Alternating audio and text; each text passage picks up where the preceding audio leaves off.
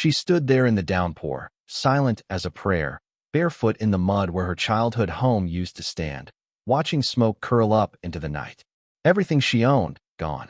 The fire had devoured her world and left only whispers and lies drifting away on the wind. The beams her father carved with his hands, blackened and broken. The roof that sheltered her through storms now collapsed on itself. Thunder rolled overhead, as if even the heavens mourned what happened here, and lightning flashed, showing her face, calm, shattered, and somehow still standing. Folks from the village gathered, but nobody dared step closer. Some called her foolish, others whispered she was cursed. But nobody asked the real question: who would do this to a girl who never hurt a soul? Who only gave kindness to a world that now paid her back in ashes and rain? A black SUV waited in the shadows, engine humming, a man inside watching her through tinted glass. He didn't know her name, didn't know her pain, but something about the girl rooted in the storm made him stop, made him remember things he'd tried to bury for years. That man was Kofi Mensah, a name. You have to know her story. Her name was Amara. Her father, a carpenter, not rich, but wealthy in love, raised her alone after her mother died, bringing her into the world. He always said, "Grace isn't something you buy. It's something you choose, even when life tries to turn you to stone." Amara grew up strong and kind, loved by the village for her gentleness and steady hand. But time catches everyone.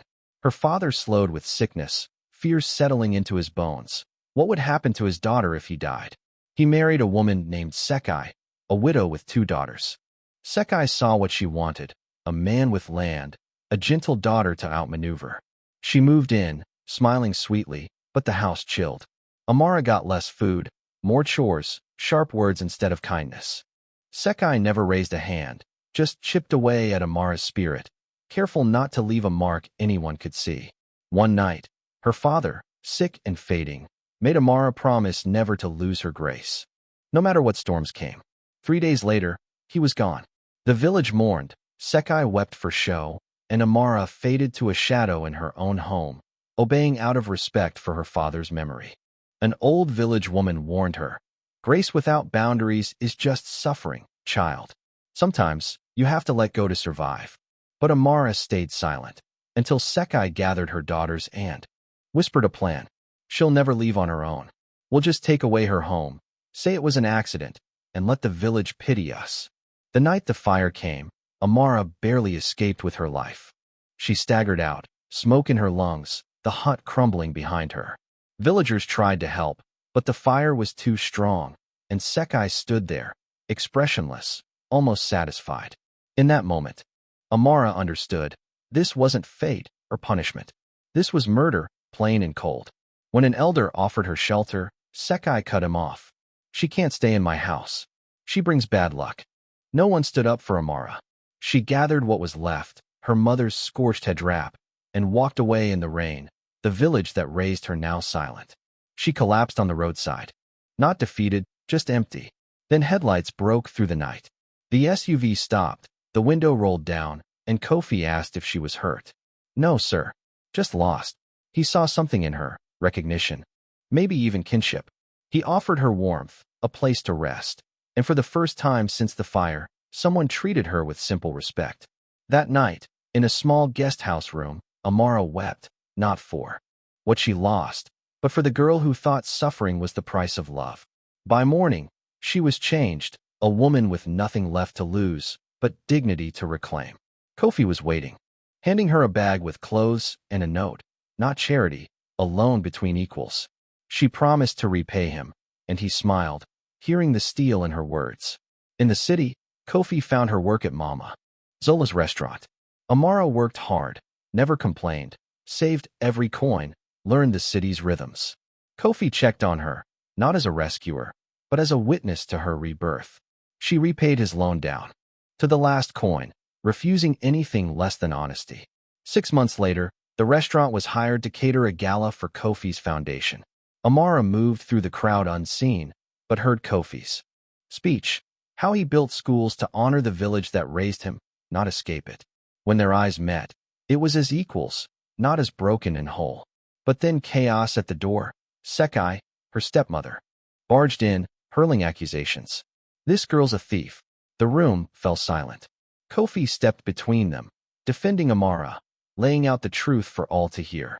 An old village woman, now a hotel worker, confirmed everything. Sekai crumpled, exposed at last. Kofi handed Amara documents restoring her father's land. She surprised them both. I don't want the land. I want to build a school. For girls like me. Kofi promised to help, not as a savior, but as a partner. Why do you care? She asked. Because once, someone saved me too. This is how I honor that debt. Together, they built the school where Amara's home once stood. Opening day was filled with sunshine, laughter, children running through bright halls. Sekai watched from the crowd, diminished, outshined by what Amara had chosen to create. Amara crossed the courtyard to her and whispered, I forgive you, because hatred is heavier than ash, and I'm done carrying what's not mine. If you're sorry, prove it. Help someone else.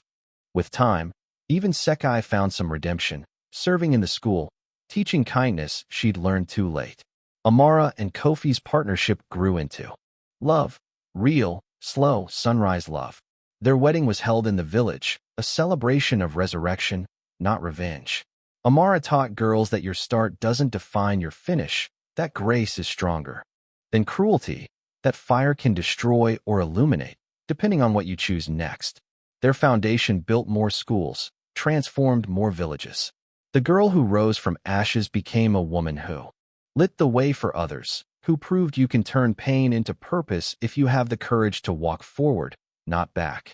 Even Sekai found her place, quietly helping, no longer feared or hated, just part of the story, another lesson in grace.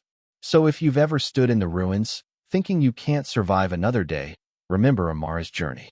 Fire clears the way for new things to grow. Your pain has purpose. Your story can light someone else's path. If this story moved you, if you saw yourself in it, share your thoughts below. What does justice look like? Is grace stronger than revenge? Drop your own story, your hometown, your truth. Let's talk about what it really means to rise from ashes. But you know how life is. Just when you think the dust has settled, a new storm rolls in from some unexpected corner, reminding you that every ending is just a pause before the next chapter. For a while, the village felt like it was breathing again. Kids playing safely in streets that used to be shadows, women trading stories and laughter at the well, men fixing roofs instead of fighting over scraps. Amara's school grew into the heart of it all. Girls from other villages started arriving, carrying their own burdens and scars, their eyes wide with the first glimmer of hope some of them had ever known. One afternoon, Amara sat with her students beneath the old Morina tree. Yeah, the same one her father planted. She listened to their dreams, their worries, their wild plans for the future. The sun was just beginning to dip, gold spilling through the leaves, when she noticed a car she didn't recognize inching up the dirt road. Now, in a place like this, every visitor gets noticed. This one drove like he owned the world and was lost in it at the same time. Out stepped a man in a crisp suit, city shoes already caked with dust, a face half familiar from news clippings. He introduced himself, Mr. Budru, a regional politician.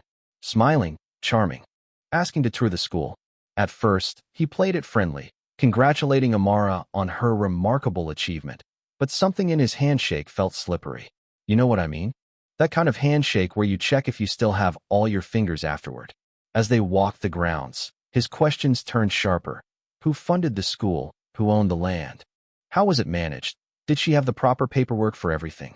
Amara kept her answers honest and cool, but inside, she felt the old tension, the kind that crawls up your spine when you realize you might be smiling at the next person who tries to take what you've built. Badru didn't come alone. With him were two aides, young, eager, with clipboards, one snapping photos of every corner. Before he left, Badru made a comment just loud enough for Amara to catch. You're an inspiration, Miss Amara. It would be a shame if bureaucracy ever got in the way of progress. That night, Kofi called from the capital. He'd heard through the grapevine that someone was looking into their foundation. Be careful, he said, voice tight. People like Badru don't visit out of curiosity. They come sniffing for weakness, or opportunity, or both. Amara brushed it off, trying not to let fear dig roots. But something told her the real test hadn't even started. A week later, the letter arrived. Official government seal. Notice of a land audit. Request for additional documentation.